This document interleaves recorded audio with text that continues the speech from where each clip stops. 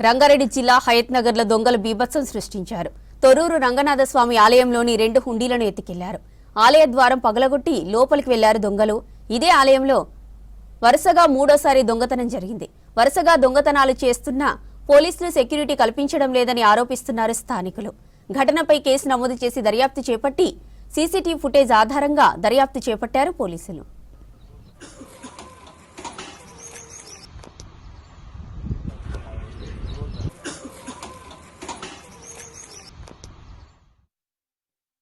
Spotifyకి వచ్చాను. వస్తే అప్పటికి లాక్స్ లేవు, గ్రిల్వి. సరే అని చూస్తే మొత్తం అంతా 2 తాళాలు లేవు. తర్వాత డోర్ ఒక పక్కన కొట్టేసి ఉన్నది. సరే అప్పుడు వెంటనే అందరికీ ఫోన్ వేసి అడవి జరిపి తర్వాత పోలీసులు వచ్చారు. వచ్చిన తర్వాత లోపలికి పోయి చూసాము.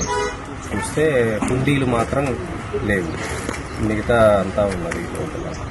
పత్తులు ఫోన్ చేసిండు, దగ్గర నుంచి ఓపెన్ చేసినాయి, డోర్ వల్ల ఉంటుందంటే వచ్చి చెక్ చేసేసరికి లోపల నుంచి 2 హుండీలు తీసుకొచ్చి బయట ఇచ్చారు. ఒక హుండీ దొరికింది, ఒక హుండీ లేదు. వేరే వస్తువులు అయితే ఏం పోలేదు.